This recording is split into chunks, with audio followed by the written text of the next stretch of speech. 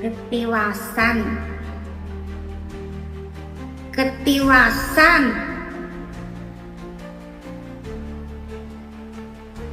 Woro-woro ketiwasan. Aja buku omongane wong. Buku omongane dhewe. Atine dhewe.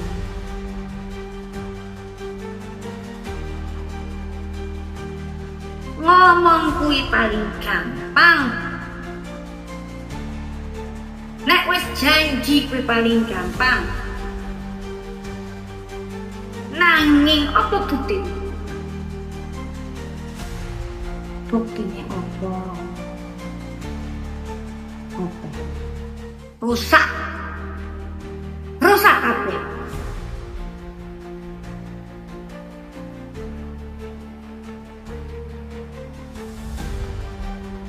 Mulane ora janji.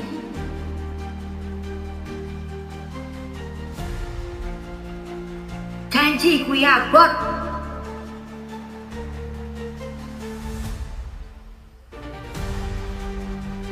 Serakah, akeh wong serakah.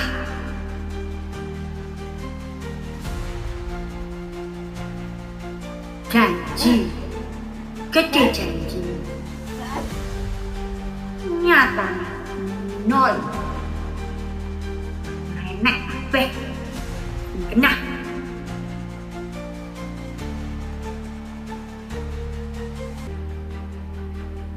Belum biyen aku diusir kon mangkat.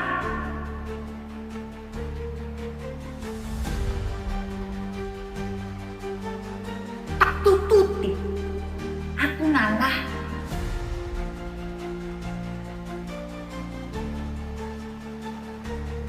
Saiki.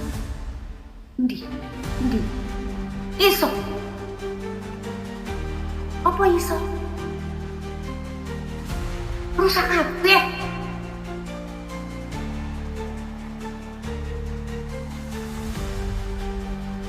Dalah.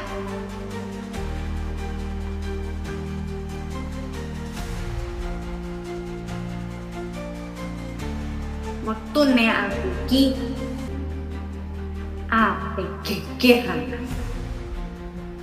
Geger.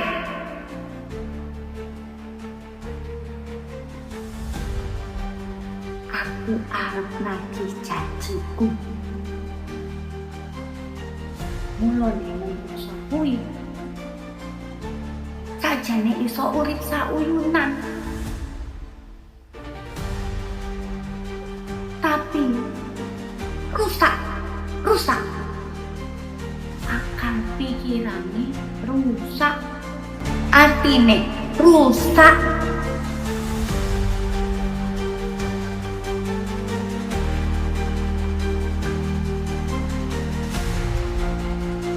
Apa gunane belajar ngelmu yen ora patah marang Gusti? Kabeh menungso kuwi sing ngutamaken Gusti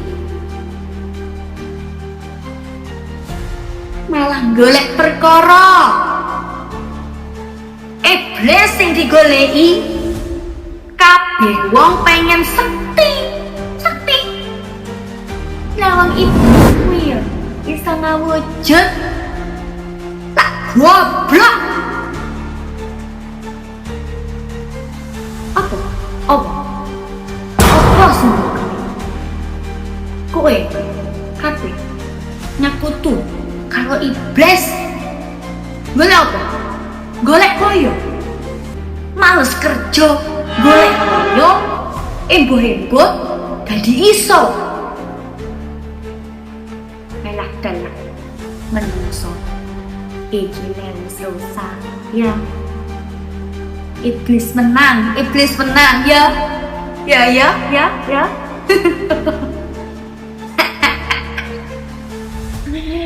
Iblis sing menang. Gunung langit segoro rusak wayahe nggih janji dudu goleki Gusti Allah, goleki iblis. Aku iki keturunane kae lho. Aku duwe macan ning nguriku. Aku duwe ula ning nguriku. Ngono kuwi bangga apa? Bangga ngono kuwi. Kaya ngerti iku sapa? Hah? Sapa? Ngerti? Ngerti? Bangga kekancanan karo kae bangsa satu kewan kae sing kaya ngono kuwi iblis goblok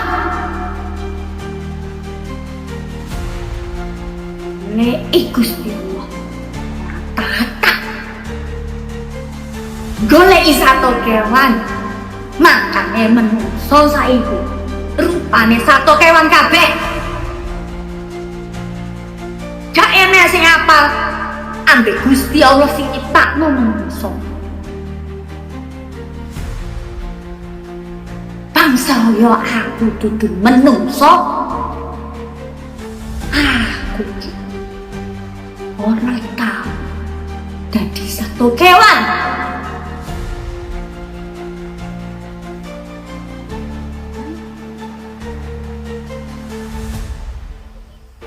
Manungso kabeh rusak satu kewan kabeh sing duweni ilmu kelakuane padha kaya satu kewan. Mulane wong iku ora kena mbok delok saka awakmu dhewe. Jarene keturunan apa gawene rusak ora kenal karo Tuhane dhewe.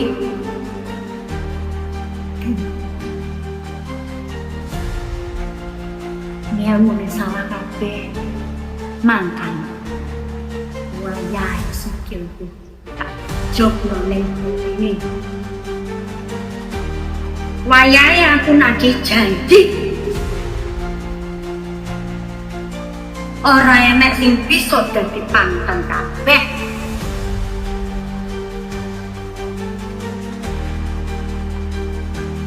Gusti Allah murka. Wayahe hancur, wayahe dadi bu.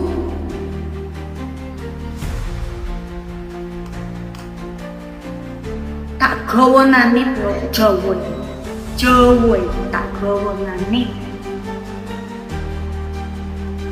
ilang Jawa pinggireku.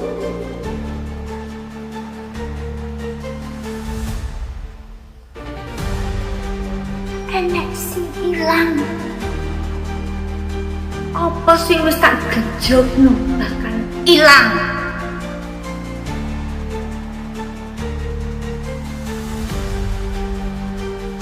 Wong sing ngajari bener difitnah dadi elek, dadi kafir. Wong sing kafir dadi bener.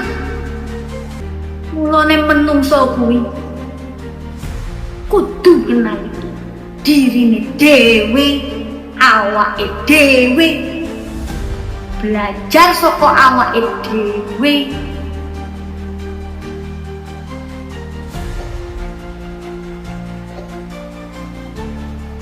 Jadi praktek-praktek tradisional seperti ini, praktek-praktek manual ini sekarang masih ada diyakini orang.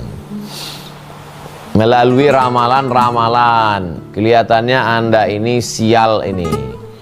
Kalau dilihat dari tanggal lahir Anda sialannya banyak. Maka sialannya mesti dibuang ini. Sial ini.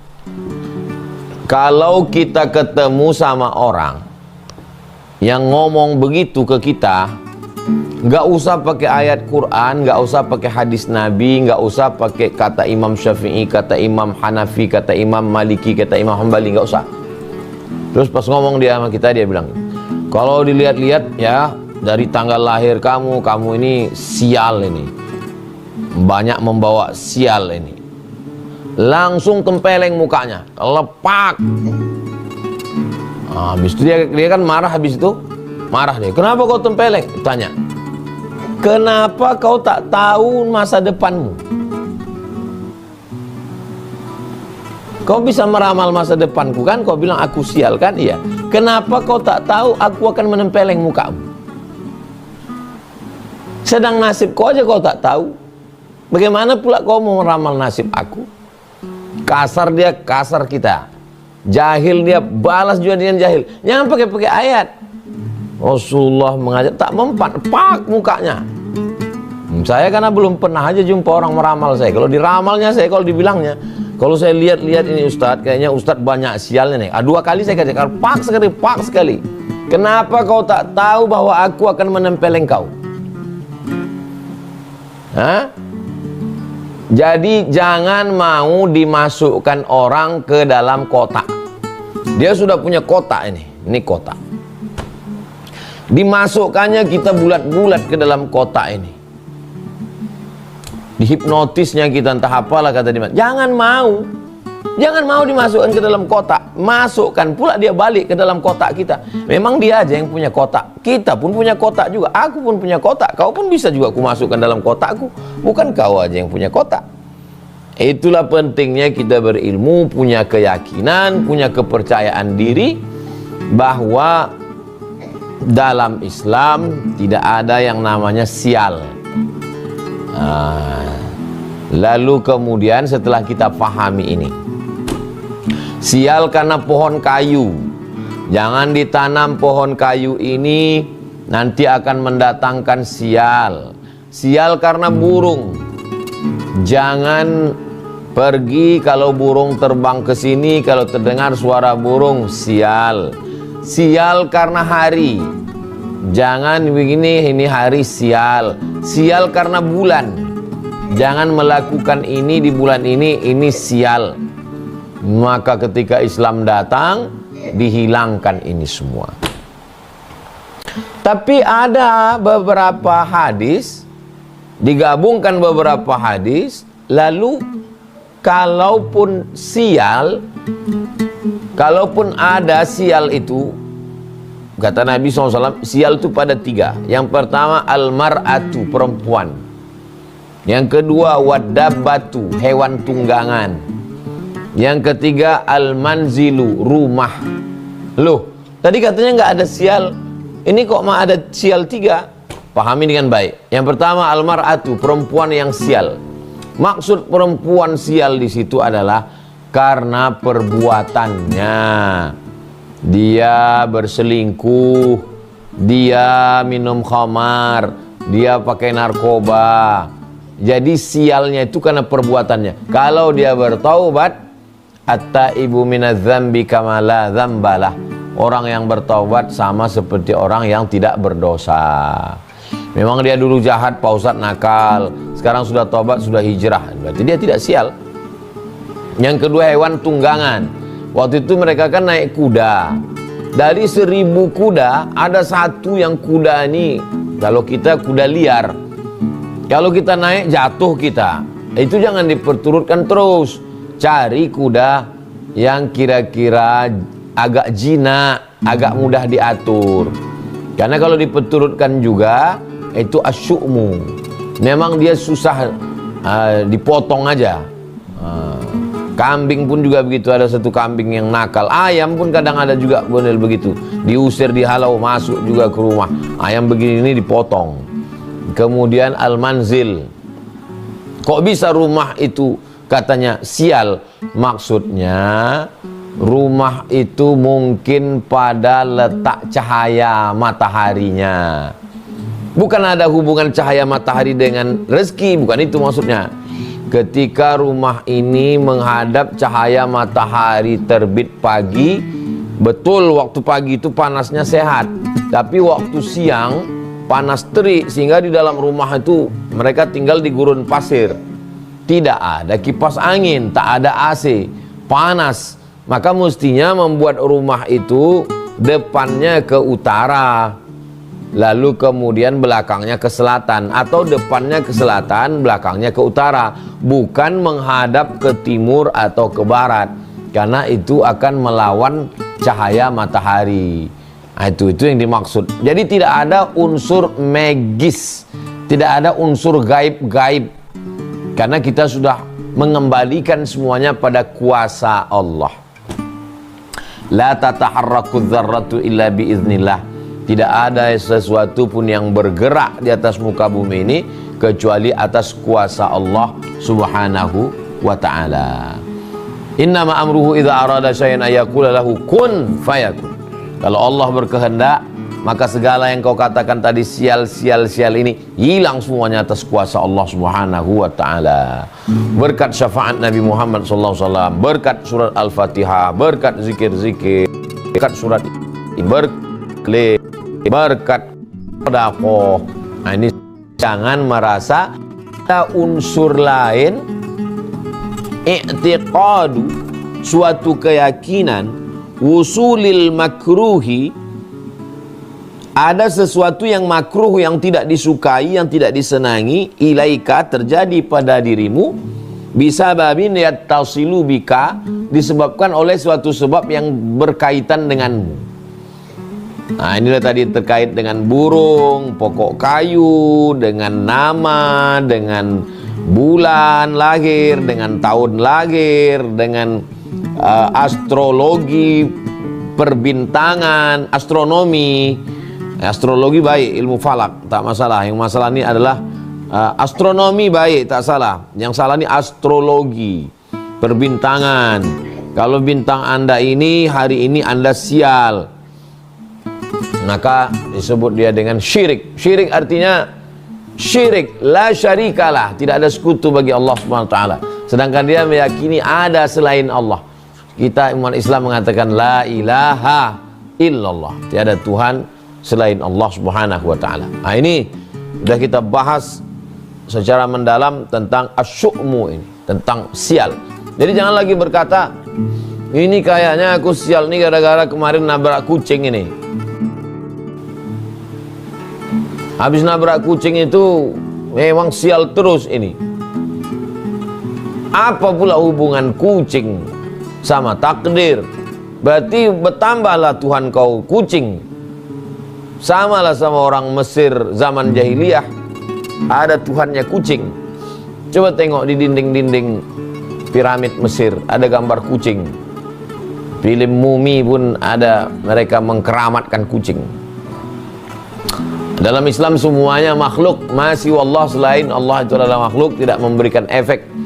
Maka kita beriman kepada Allah Subhanahu wa taala, maka matangkan sifat 20 wujud qidam baqa mukhalafatu lil hawadisi qiyamuhu bi nafsihi wa daniyah qudrat iradat ilmun hayat sama basar kalam.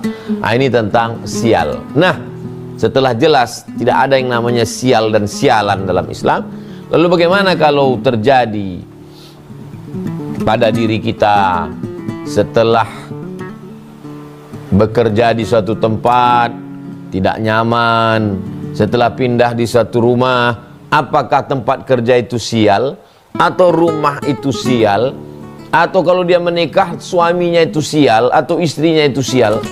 Maka itu tidak ada. Semuanya baik dalam pandangan Allah Subhanahu wa taala. Jadi kalau terjadi sesuatu yang tidak menyenangkan pada diri kita, apa itu namanya? Yang pertama, la yusibul mu'min min nasabin wala wasabin wala saqamin wala syaukin yashtaquha. Saya jalan dengan Bang Alvin. Saya Bang Alvin, Putra Ilham Wira. Tiba-tiba kaki saya tertusuk duri. Tertusuk duri. Apakah saya perlu mencari-cari? Wah, kalau gitu aku nih sial nih kayaknya nih. Perlu ganti nama ini. Perlu pindah rumah ini. Perlu potong kambing hitam ini untuk mengusir sial. Maka yang pertama, kaffarallahu anhu biha sayyi'atuh, berarti Allah menghapuskan dosa saya. Coba lihat bagaimana Islam membangkitkan semangat orang. Yang sebelumnya orang menganggap dirinya sial, rumahnya sial, tanggal lahirnya sial, dirinya pembawa sial, sehingga memberikan efek negatif pada dirinya.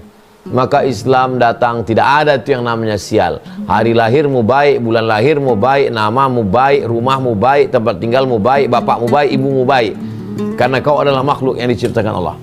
Kalaupun terjadi sesuatu yang tak menyenangkan hatimu, Allah menghapuskan dosa-dosa. Jadi yang bangkit adalah aura positif.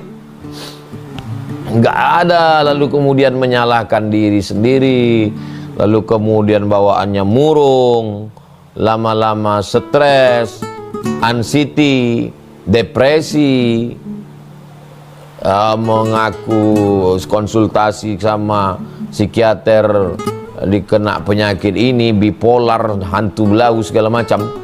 Maka dalam Islam itu simple saja, bahwa tidak ada namanya sial. Kau adalah makhluk yang sudah khalaqanal insana fi ahsani taqwim. Kau adalah makhluk yang mulia.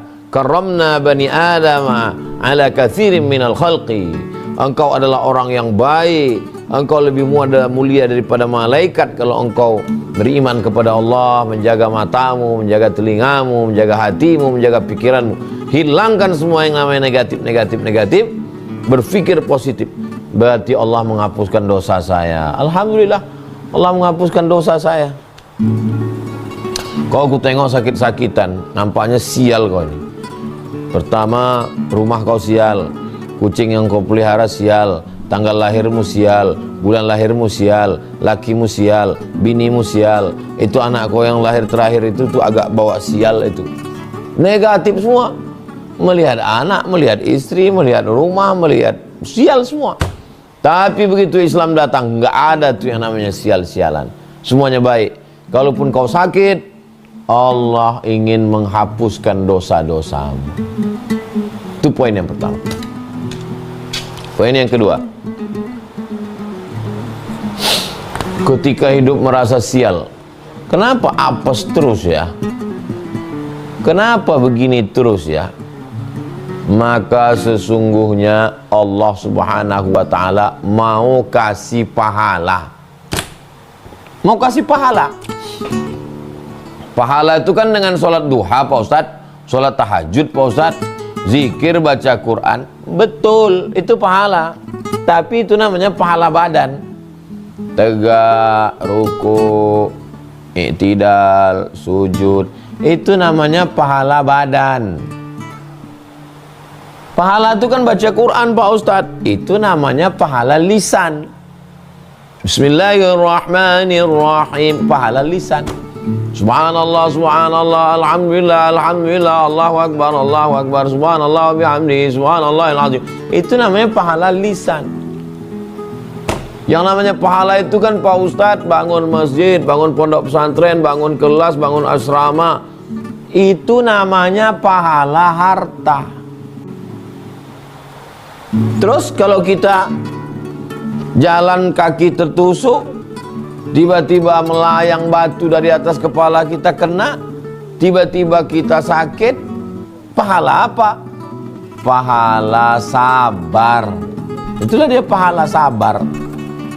Jadi kalau gitu dapat pahala itu melalui apa saja? Melalui 4. Pertama, melalui badan, sholat, tawaf, sa'i, jihad, itu pahala badan. Yang kedua, pahala lisan. Subhanallah walhamdulillah wa la ilaha illallah wallahu akbar wa la hawla wa la quwata illa billahil aliyil azim. Allahumma sholli ala sayyidina Muhammad. Pahala lisan. Yang ketiga, pahala harta. Zakat, wakaf, infak, sedekah, wasiat, hibah, sedekah. Ini pahala harta. Yang keempat namanya pahala hati. Sabar, qanaah, merasa cukup, enggak ngelawan.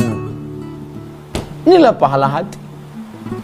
Mungkin Allah sudah menguji. Ini orang kalau kusuruh tahajud malam, bagus. Qobliyah, ba'diyah, oke, sudah. Lisannya baca surat Al-Kahfi malam Jumat, baca Al-Muluk mau tidur, baca Yasin, zikirnya banyak, ratib Al-Haddad, ratib Al-Attas, hizib Nawawi, hizib Bahar, banyak. Hartanya juga rajin sedekah, tapi ada satu yang belum. Ada satu kontennya yang masih kosong. Apa dia? Amal hati. Maka aku uji. Jadi ketika kita mengalami sesuatu, kita tidak langsung mengatakan, oh diri saya sial ini, suami saya sial ini, anak saya yang terakhir ini sial ini, kawan saya yang ini sejak berteman dengan ini sial. Enggak, kita tidak menyalahkan orang. Kita menarik ke diri kita, berarti amalku masih kurang. Ada satu amal yang aku belum. Amal apa namanya? Amal hati. Yang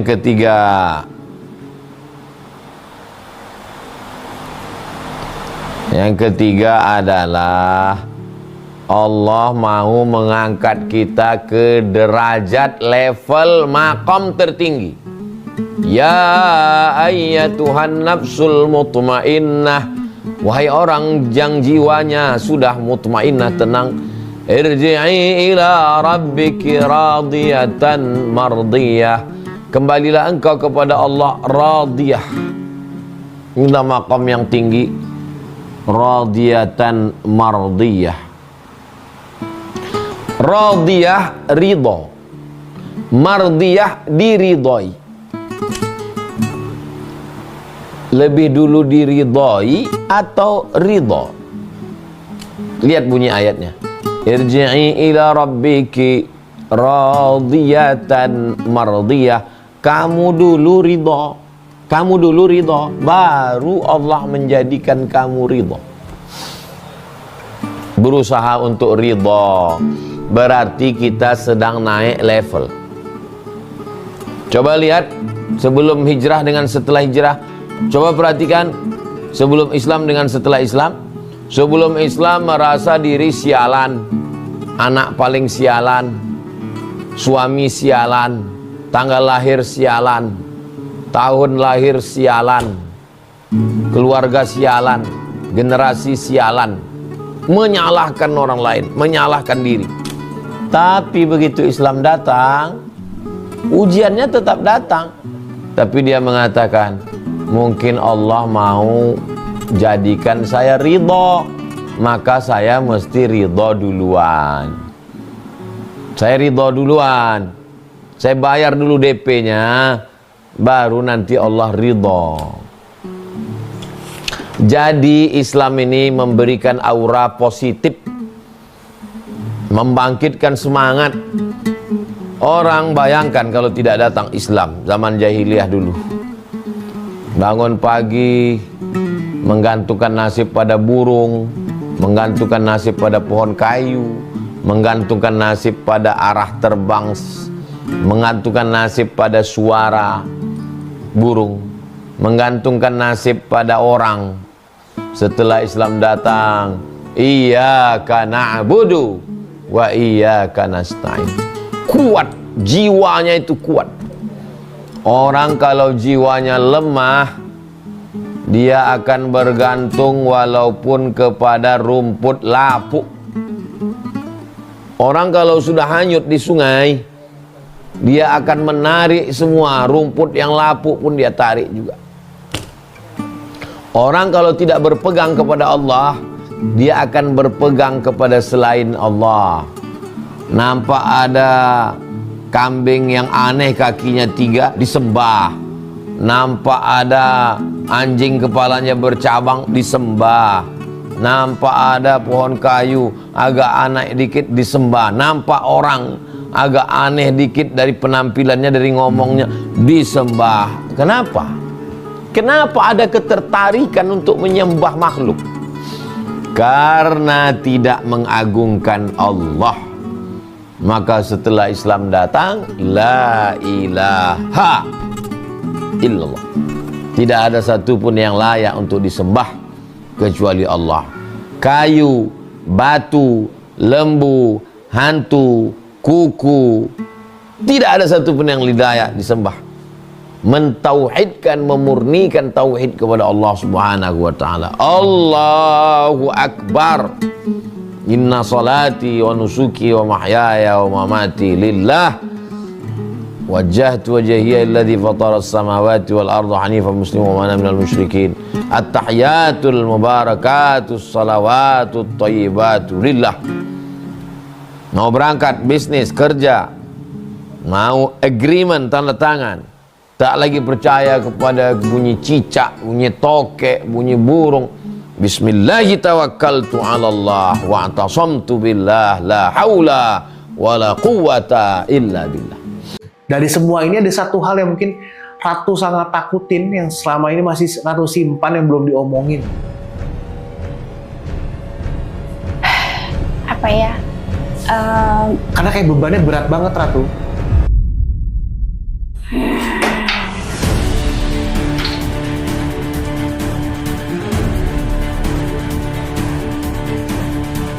Ketakutan aku adalah ketika nanti Aceh terjadi tsunami lagi dan Jogja, Jakarta. Tahan dulu, berat. Ada yang masuk lagi. Ini gede amat ini.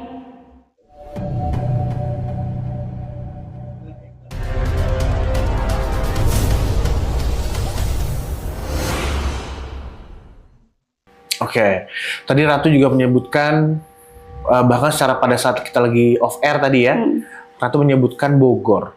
Bogor tadi bilang lagi teriak-teriak nih, di detik ini ya. Apa yang terjadi sama Bogor? Banjir besar dan longsor. Bogor. Apa yang Ratu lihat? Maksudnya seperti apa? Kan Bogor itu kan daerah dataran tinggi. Ya. Banjirnya gimana?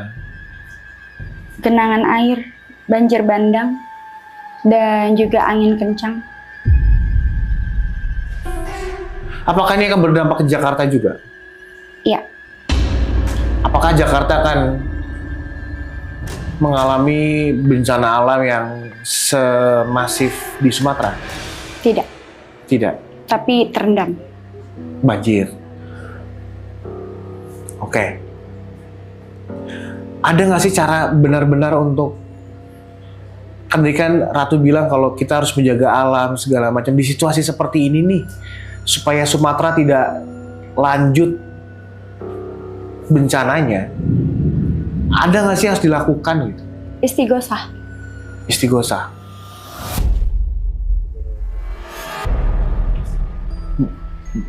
Ramai-ramai bersama dengan masyarakat itu ya? Ya. Kita semua. Termasuk sebenarnya para pemimpin. Ruatan massal. Para pemimpin. Mungkin nggak ya itu terjadi? Allahu a'lam bishawab. Karena Ya, maksudnya si pemimpin-pemimpin ini mau nggak ya mereka melakukan istighosah atau ruatan massal misalnya? Karena ya banyak dari mereka juga yang percaya nggak percaya kan. Tapi untuk dalam hal ini yang paling penting adalah gimana caranya untuk bisa menyetop rentetan bencana yang hari ini terjadi dan yang akan terjadi ya Ratu. ya, Ada hal lain yang Ratu masih simpan nggak sih? Yang Ratu lihat yang sebenarnya sangat membuat takut banget gitu. Dari semua ini ada satu hal yang mungkin Ratu sangat takutin, yang selama ini masih Ratu simpan, yang belum diomongin gitu. apa ya? Karena kayak bebannya berat banget Ratu. Yang aku takutin cuman Aceh sih. Aceh ya? Itu aja, dan aku selalu ke-connect-nya ke sana. Maka itu tadi ketika Aceh terdampak, maka Jogja juga harus siap-siap. Maka ketika Jogja terdampak, maka Allahu a'lam bishawab, aku juga ngeliat kalau aku bilang ini adalah sebagai pembuka dari kehancuran zaman. Kehancuran zaman.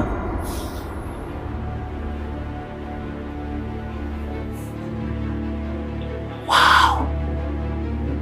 Aceh dan juga Jogja. Kunci berarti ini ya.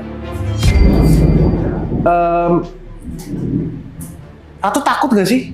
Maksudnya punya kemampuan gini kan bukan kemampuan yang bisa melihat masa depan, melihat sesuatu yang akan terjadi, sesuatu yang tidak baik-baik ya. Kalau kita tahu yang akan datang terjadi hal-hal yang baik kan kita seneng ya. Cuma kan ditunjukin karena hal-hal yang sampai dengan hari ini bukan hal-hal yang baik banget gitu. Beban nggak sih? Maksudnya seberat apa Ratu ngejalanin hidup Ratu? Pertanyaan pertama tadi, masalah tumbal. Makanya orang mudah kena santet adalah orang yang jarang sekali bangun malam.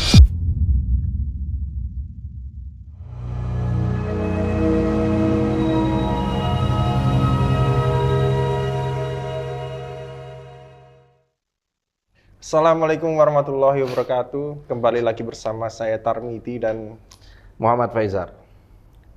ya. Assalamualaikum. Assalamualaikum. Ini.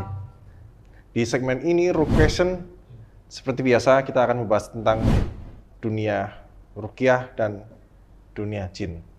Langsung. Assalamualaikum Tad. Gimana kaki? Ini Tad, biasa mewakili perasaan netizen. Wes. Mantap, Perasaan- mantap, mantap. Bukan Gimana? perasaan, pertanyaan maksud saya. Pertanyaan pertama tadi, Tad. Masalah tumbal. Jadi Tumbal ban apa? itu tambal. Tumbal, Oh iya, itu tumbal. tambal ban ya. Tumbal ini. Jadi banyak teman-teman dari netizen tuh tanya tumbal. Ini orang yang ditumbalkan. Contoh nih, orang yang pesugihan, yang mempunyai ilmu ini itu yang dengan cara menumbalkan salah satu keluarganya atau kerabat terdekatnya itu sebenarnya ruhnya itu dibawa jin atau gimana sih? Iya. Itu banyak banget itu yang nanya itu. Sampai ada admin kita tuh yang stres. Astagfirullah, iya, betul. Saking Tempe banyak. di teror katanya. Saat rohnya saya ditumbalkan. Nah ini beliau itu lagi WA sama zombie apa? Yang tanya, Ya, iya. karena banyak yang belum paham nih sebenarnya. Ini kasihan nih, kita harus memahamkan ke teman-teman sekalian ya, bahwa roh manusia yang nggak bisa diculik jin. Ya. Roh kehidupan ya. Iya. Roh yang dengannya Allah menjadikan manusia itu hidup, jin itu hidup, hewan juga hidup. Itu nggak bisa ditumbal-tumbalkan. Dalam artian nggak bisa jin itu menculiknya kemudian dipekerjakan di alam mereka. Kadang ada di film kan, Iya, di film-film gitu. ditumbalkan, roh ditumbalkan ke siluman Iya. kodok. Tadi di sana dia dijadiin. siluman rubah.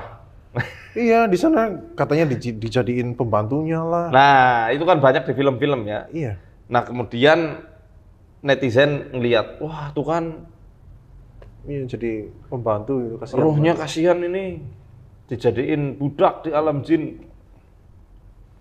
Jinnya nonton sinetron itu, akhirnya jinnya ngikut-ikutan tren manusia. Ini jin yang kemanusiaan, bukan manusia kejinan. Kok bisa? Iya, jinnya ngikuti gaya hidup manusia. Tren dari ketakutan kolektif yang ada di kalangan masyarakat, mereka ngikutin. Berarti ketika di Ya, suatu itu masyarakat, Ya, pengaruh manusia ke jin itu kayak gitu. Jadi jinnya menggoda manusia sesuai ketakutan manusia itu sendiri. termasuk bentuknya. Termasuk bentuknya, termasuk teror-terornya. Kembali ke laptop. Iya, kembali ke- Soal roh ini ya. Iya. Gimana bisa jin mau ngambil roh manusia ketika sudah meninggal? Al-Quran sudah membantah hal itu. Coba buka di juz 22 surat Saba ayat 14. Surat Saba ayat 14. Di situ jelas kok. Falamma qadayna 'alaihil mauta ma dallahum 'ala mautihi illa dabbatul ardi ta'kulu min sa'atah.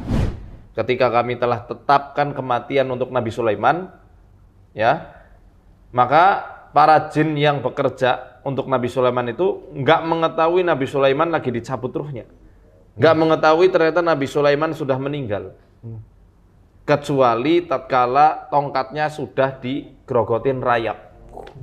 Lama itu tuh. Lama lah pastinya. Coba kayunya kayu jati. Iya. Lama pasti banget. jati. Kalau Jati misalnya Belanda pula. kayunya tongkatnya Nabi Sulaiman dari kayu jati, yang jelas lama lah. Iya. Nggak seketika itu jin mengerti. Betul. Apa kata Allah? Falamma kharra tabayyanatil jinnu allau kanu ya'lamunal ghaiba ma labithu fil adabil muhin. Tatkala Nabi Sulaiman jatuh, tabayyanatil jin baru ngerti, oh udah meninggal. Coba kalau mereka tahu hal gaib, mereka bisa ngambil roh manusia, mereka bisa ngelihat kapan manusia mati. Oh ini ruhnya lagi berjalan dicabut malaikat maut. Maka jin yang dipekerjakan Nabi Sulaiman itu pasti mereka kabur semuanya. Kan di ayat sebelumnya dikatakan bahwa jin itu ditaklukkan Allah untuk Nabi Sulaiman. Siapa yang nggak mau bekerja kepada Nabi Sulaiman, ya di dalam tafsir Quranil Azim itu akan dicambuk sama malaikat dengan cambuk api. Jelas nurut semua. Jelas nurut semua. Jin itu ternyata nggak bisa ngelihat ruh, karena itu termasuk gaib mutlak yang hanya Allah dan utusan-utusan terpilihnya yang ngerti. Utusan paham ya? Kan di surat Al-Jin dikatakan, Alimul ghaibi fala yuzhiru ala ghaibihi ahada illa man irtadha mir rasulin. Apa itu maksudnya? Allah Tuhan yang Maha mengetahui hal gaib dan tidak menunjukkan hal gaibnya itu kepada siapapun kecuali rasul-rasul yang diridhoi untuk mengetahuinya. Rasul ini adalah utusan. Utusan bukan hanya dari kalangan manusia, tapi dari kalangan malaikat. Ja'ilil malaikati rusulan uli ajnihatim masna wa thulatha wa ruba. Ya. Allah itu Tuhan yang menjadikan malaikat sebagai rasul, sebagai utusan-utusan yang mereka punya sayap 2, 3 dan juga 4. Jadi malaikat maut ya utusannya Allah untuk mencabut roh-roh manusia. Gimana mungkin jin itu ngambil ketika malaikat maut ngambil rohnya, kemudian malaikat maut bagi dong rohnya biar jadi budak di alamku. Oh, berani banget tampar malaikat jadi abon itu. Iya bener ya. Iya. Karena jin itu kalau ketemu malaikat jin takut mas, takut. Jangan kan malaikat, ketemu manusia aja dulu. Betul, ya betul. Ketemu manusia aja mereka takut, apalagi ketemu malaikat. Ini sekelas iblis loh ya. Bosnya jin ketemu malaikat itu ketika perang Badar takut, dia lari, menyingkir dia. Apa katanya? Ini aromala taraun, aku melihat apa yang tidak kalian lihat. Ini akhafullah wallahu syadidul iqab. Aku takut sama Allah. Allah itu keras sekali siksaannya. Jadi ketika perang Badar itu, iblis ngelihat Jibril, ngelihat Mikail, 3.000 malaikat ditambah 5.000 pasukan khususnya Allah dari kalangan malaikat musawimin. Lari mundur ke belakang iblis itu. Apa ini jin ngurusi tumbal-tumbal lah. Itu dalil pertama. Yang kedua dalam hadis juga disebutkan, riwayat Bukhari ya, ketika roh orang kafir, orang munafik itu dihajar sama malaikat di alam kubur, kan dia teriak tuh, keras banget teriaknya. Semua makhluk yang ada di sekitarnya mendengar, kecuali 2 makhluk. Illa tsaqalain. Tsaqalain ini manusia dan jin. Ya, secara otomatis jin nggak bisa dengar siksa kubur. Kalau jin dengar siksa kubur, nggak ada yang berani tinggal di kuburan. Iya benar-benar. Dan niscaya jin semuanya beriman sama Allah. Dan manusia pun akan beriman kalau dengar siksa kubur. Ya. Sekaligus membahas seperti ini. Apakah jin kalau mati itu ada siksa kubur dan nikmat kubur? Sama. Mereka ketika mati ya masuk alam barzakh, alam peralihan, tempat transit sebelum menuju kehidupan kedua yang abadi di alam akhirat nanti. Ada alam transit itu namanya barzakh, ada manusia, ada jin. Kumpulin jadi satu, udah mereka saling melihat deh. Iya, mereka saling melihat. Jadi itu mas. Ya, jadi nggak ada istilahnya roh orang yang ditumbalkan dijadiin budak. Atau sukma diambil, orangnya udah meninggal, sukmanya suruh joget-joget terus, itu nggak ada kayak gitu. Karena ketika manusia mati, otomatis sukmanya pun ya ikut meninggal juga. Yang namanya sukma kan kalau dalam pembahasan bahasa Arab tentang tafsir surat Az-Zumar ayat 42 itu namanya ruhul yaqzah. Ruh kesadaran. Ketika manusia itu sadar, sukmanya berarti ada di sini. Tapi ketika manusia dalam kondisi gelombang otak tertentu yang dia itu ketika mau tidur atau sudah tidur, sudah terlelap, atau orang koma, orang pingsan, ini ruhul yaqzahnya yang keluar. Tapi ruh kehidupan masih ada dalam dirinya. Banyak banget sih. Sorry ini. Saya kan orang awam tadi. Sebenarnya roh manusia itu ada berapa sih tadi? Ya,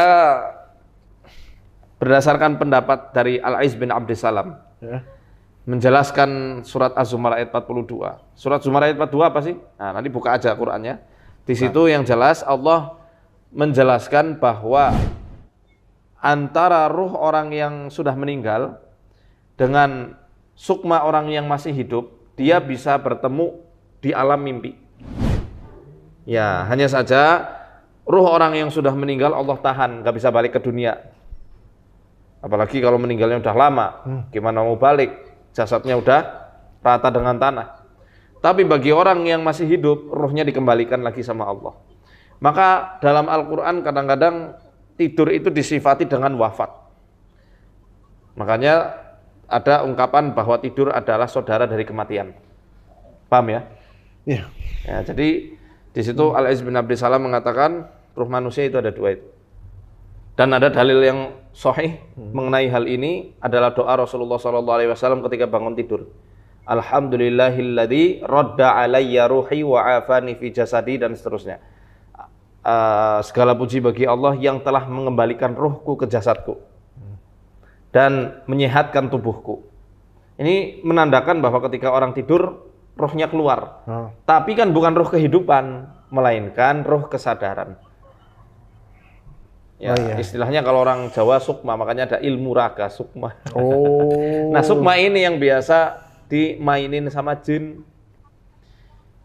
Kasus Bu Supiati yang pakunya masuk itu, ya, tatkala beliau itu dibikin pingsan selama 35 hari, enggak makan, enggak minum.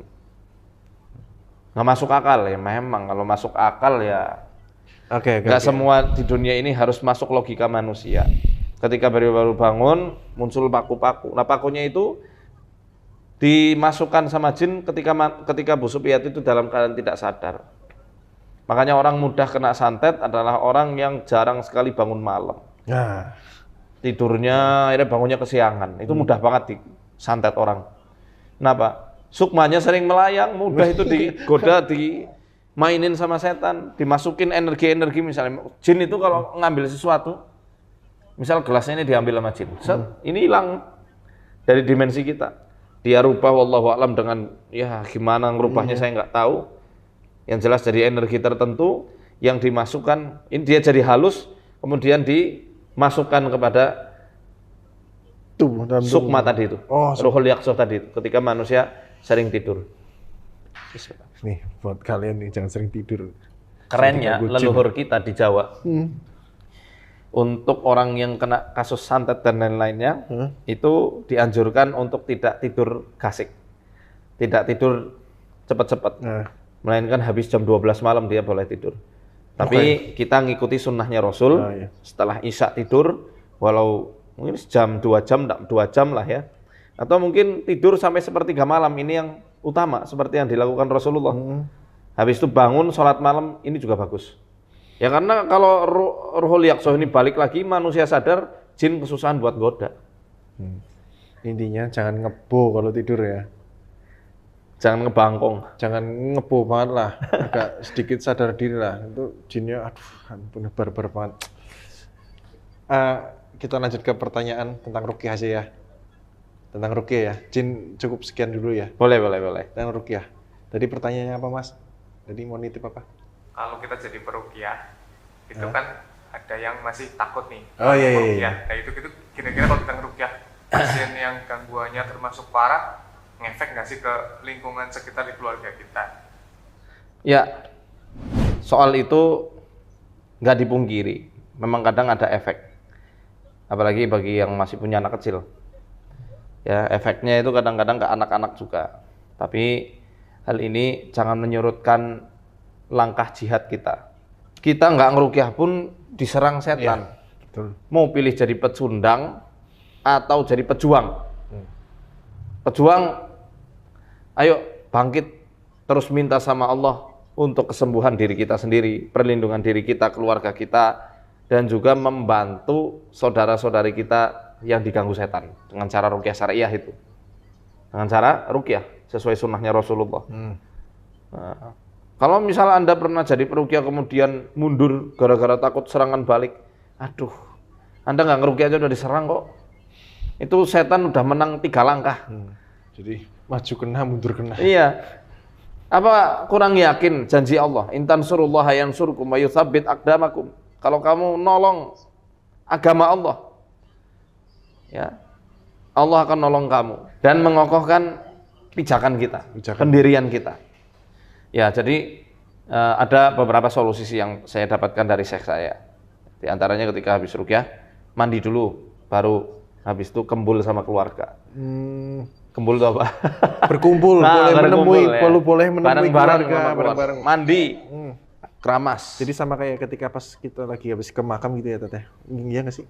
Kalau Iya. habis ke makam kan kadang-kadang orang tua kadang mandi dulu sebelum ketemu sama keluarga gitu. Iya. Atau minimal wudhu dulu lah gitu. Karena ketika kita mandi, berapa apa ya istilahnya, aliran-aliran energi mereka. Mereka kan makhluk yang kuat elektromagnetiknya itu. Kita mandi, dikosok, ya, itu insya Allah mecah kekuatan mereka, energi mereka. Dan juga menyegarkan kita, serta membuat kesadaran bahimia, kesadaran hewan kita ini tergeser. Jadi sadarnya kan full ya kalau habis mandi. Iya, kalau habis mandi, betul. Gitu. Jadi kalau untuk jadi peruqyah harus syaratnya rajin mandi, Mas. Nggak boleh. Betul. Nggak boleh. Itulah kenapa peruqyah pada glowing ya, karena sering iya? mandi. Oh, pantesan nih ya, benar. Tuh rahasianya nih teman-teman nih buat yang pengen glowing sering mandi.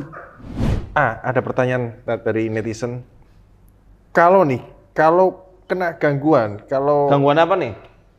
gangguan apa, Mas? Gangguan kesehatan. Gangguan kesehatan ya. Karena gangguan kesehatan lambung juga gangguan kesehatan lambung. Iya. Maksudnya ada gangguan yang identik dengan bangsa jin dan medis secara medis juga iya, secara jin juga iya. Apa sih bahasanya? Ya, saya paham. Nah, Intinya kita selaku kaum mukmin, ruqyah itu harus nomor 1. Ruqyah kan artinya doa. Betul.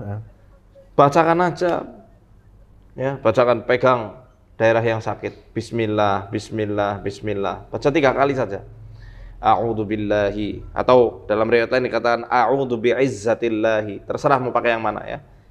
A'udzu billah boleh. Kita pakai a'udzu billah ya. Ini doanya ada di sini. A'udzu billahi wa qudratihi min syarri ma ajidu wa uhadir. 7 kali dibaca. Aku berlindung dengan nama Allah dan dengan kekuasaannya dari penyakit yang aku rasakan dan efek penyakit yang aku khawatirkan. Itu dibaca 7 kali.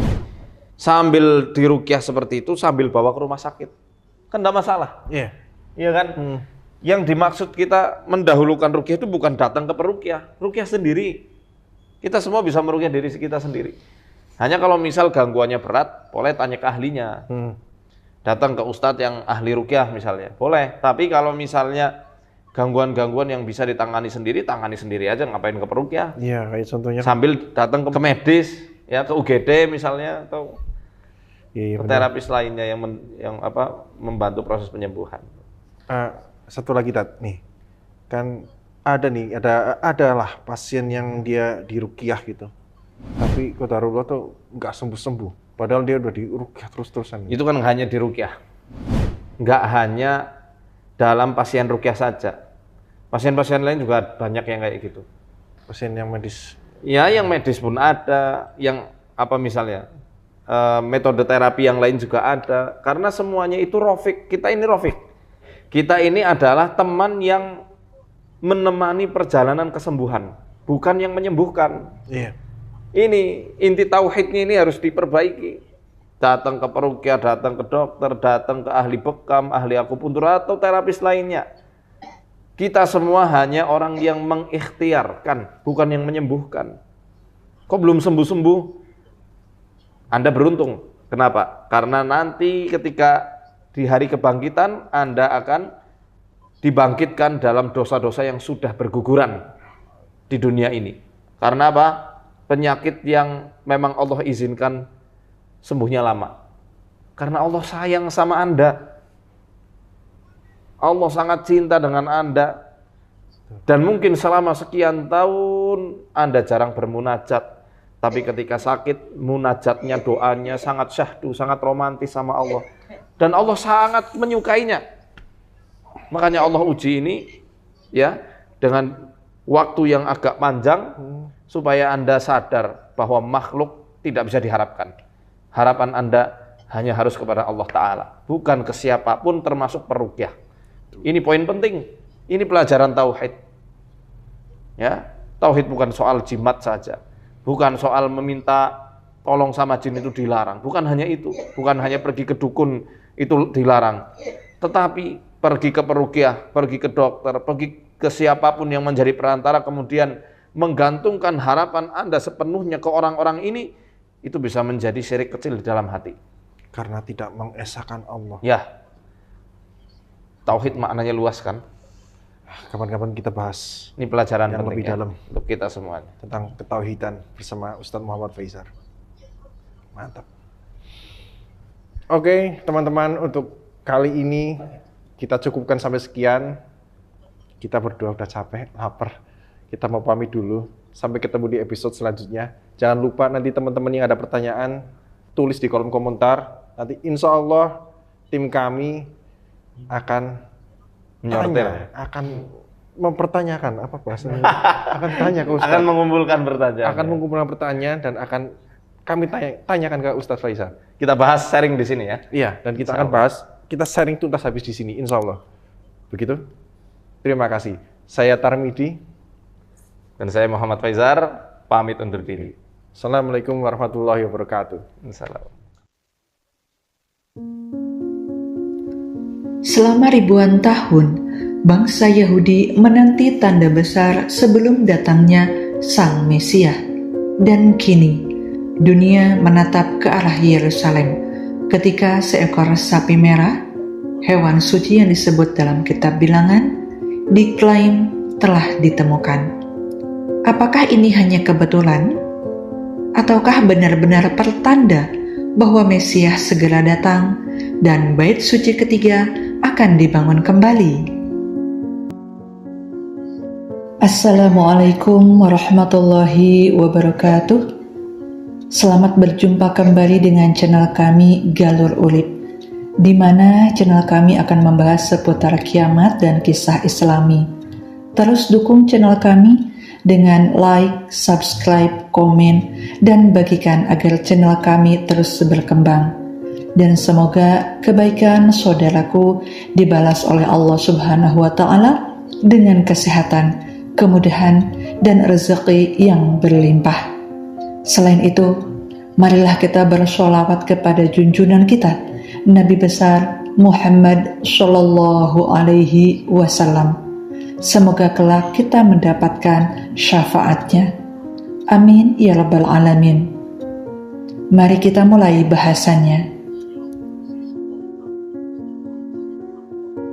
Selama ribuan tahun, umat Yahudi menanti kedatangan sosok agung yang dijanjikan, seorang raja yang akan memulihkan kemuliaan Sirwil. Dialah Mesias. Mesias yang mereka tunggu dengan penuh harap dan doa.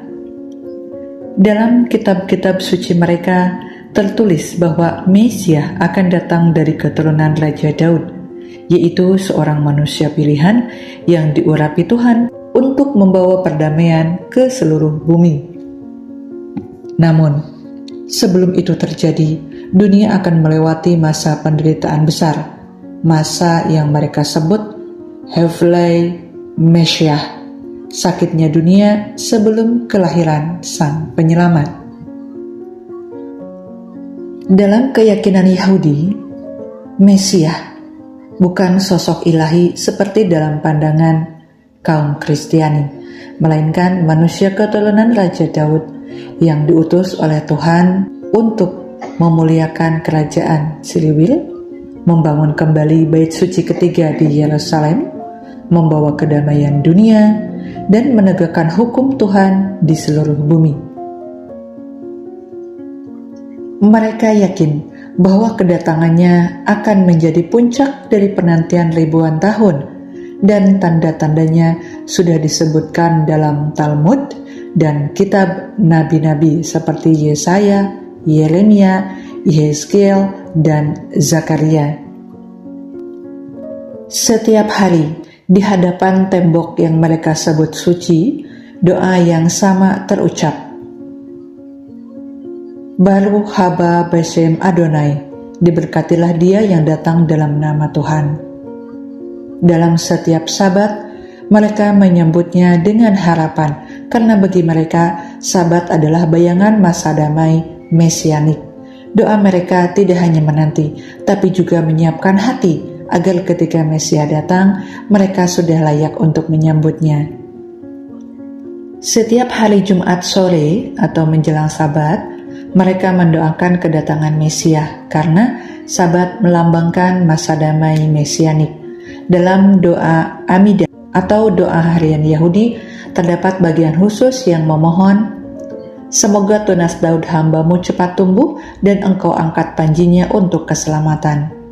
Sebagian rabi ortodoks bahkan mengajarkan bahwa setiap perbuatan baik atau belajar Taurat dengan sungguh-sungguh dapat mempercepat datangnya Mesias. Dan kini, di tengah dunia modern, sebagian dari mereka sudah bersiap. Peralatan ibadah dibuat kembali, pakaian imam disiapkan, dan altar suci dirancang menanti pembangunan bait suci ketiga. Mereka percaya ketika Mesias datang, perang akan berhenti, dunia akan damai, dan kehadiran Tuhan atau Shekhinah akan kembali memenuhi bumi. Namun, pertanyaan besar tetap menggema di antara bangsa-bangsa. Kapan Mesias itu akan datang? Dan apakah dunia sudah benar-benar siap untuk menyambutnya? Saat Mesias datang, umat Yahudi akan melakukan beberapa hal.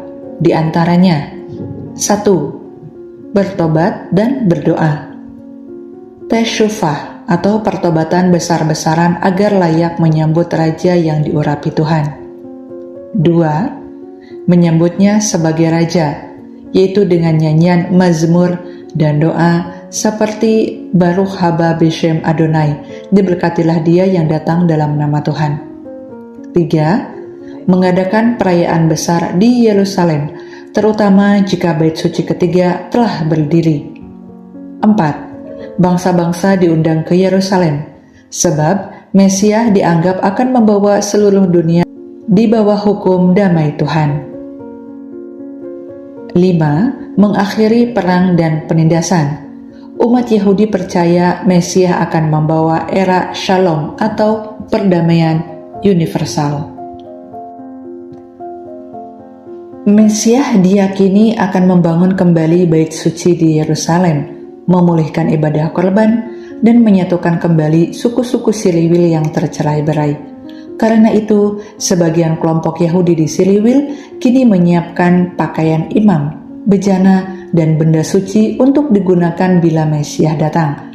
Mereka benar-benar bersiap secara fisik dan spiritual untuk momen tersebut. Dalam mistisme Yahudi atau Kabbalah, penyambutan Mesias adalah perpaduan kosmik antara dunia spiritual dan dunia fisik. Ketika Mesias datang, Shekhinah atau kehadiran ilahi akan sepenuhnya kembali ke dunia dan dosa serta penderitaan akan dihapuskan.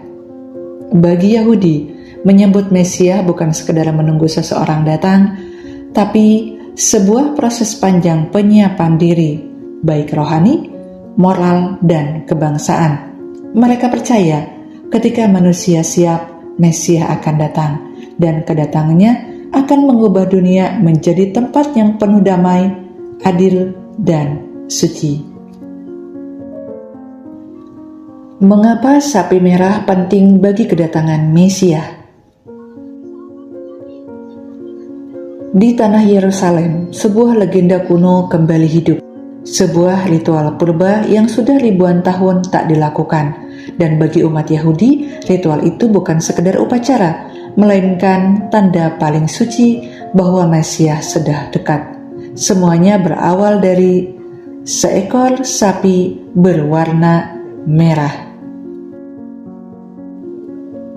Asal-usul sapi merah dalam Taurat. Ritual sapi merah berasal dari kitab Bilangan atau Number 11, 1 sampai dengan 10. Di mana Tuhan memerintahkan kepada Musa dan Harun agar umat Siliwil mengorbankan seekor sapi betina berwarna merah sempurna. Lalu abu dari sapi itu digunakan untuk penyucian orang yang najis, khususnya mereka yang bersentuhan dengan jenazah. Ambillah bagimu seekor sapi betina merah yang tidak bercela. Abu dari sapi itu digunakan untuk pentahiran, untuk menyucikan orang dari kenajisan. Bilangan 19:29. Abu sapi merah menjadi simbol penyucian total dari dosa dan kematian. Dan hanya dengan abu itu, imam bisa melayani di bait suci Tuhan. Tanpa sapi merah, tidak ada penyucian. Tanpa penyucian, tidak ada bait suci. Dan tanpa bait suci, Mesias tak bisa memulai kerajaannya. Dengan kata lain, sapi merah adalah syarat mutlak agar bait suci ketiga bisa berfungsi. Dan itulah sebabnya ritual ini dikaitkan langsung dengan penyambutan Mesias. Menurut keyakinan Yahudi, ketika Mesias datang, ia akan membangun kembali bait suci ketiga di Yerusalem. Tetapi sebelum itu, seluruh area bait suci harus disucikan dari kenajisan spiritual.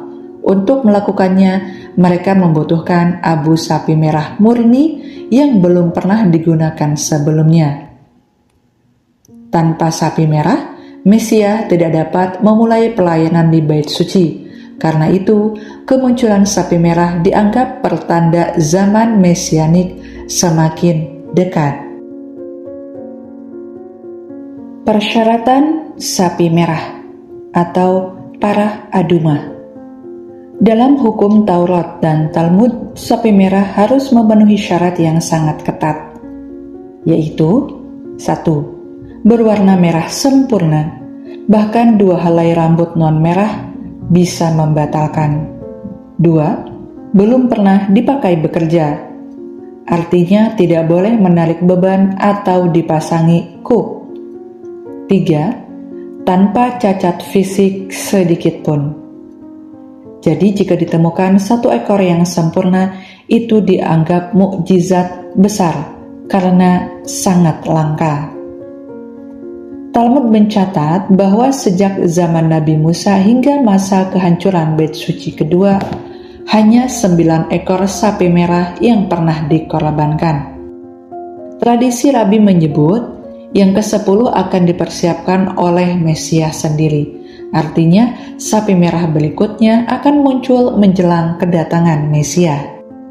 Dan kini, di masa modern, beberapa organisasi Yahudi di Siriwil seperti The Temple Institute telah mencari dan membiarkan sapi merah yang sempurna.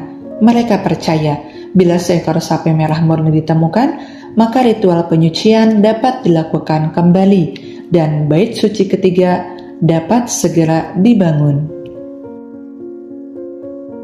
Beberapa tahun terakhir, kelompok Yahudi Ortodoks dan organisasi seperti The Temple Institute telah melakukan proyek besar untuk membiarkan sapi merah murni sesuai hukum Taurat. Dan menariknya, beberapa laporan menunjukkan sapi merah sempurna sudah ditemukan dan dibawa ke Siriwil dari Amerika Serikat, serta dirawat secara khusus di daerah Negev, menunggu waktu ritual penyucian jika bait suci ketiga dibangun. Bagi mereka, munculnya sapi merah berarti dunia sudah mendekati masa penyucian besar-besaran dan Mesias sudah dekat untuk datang menegakkan kerajaan Tuhan. Namun, bagi sebagian orang di luar Yahudi, kemunculan sapi merah dianggap pertanda profetik bahwa peristiwa besar akhir zaman akan segera terjadi di Yerusalem. Sebuah tanda bahwa sejarah sedang berputar menuju puncaknya, masa di mana dunia akan disucikan dan Sang Mesias akan memerintah dari Yerusalem. Sapi merah bukan sekedar hewan langka. Ia adalah simbol paling suci dari penyucian rohani Siriwil dan menjadi kunci utama bagi dimulainya pelayanan Mesias. Tanpa sapi merah, tidak ada penyucian. Tanpa penyucian, tidak ada bait suci. Dan tanpa bait suci, Mesias belum bisa dinobatkan. Apakah sapi merah itu hanya legenda kuno Atau benar-benar pertanda langit tengah bergerak? Apakah dunia sedang bersiap menjambut Mesia? Hanya waktu dan takdir Tuhan yang akan menjawabnya.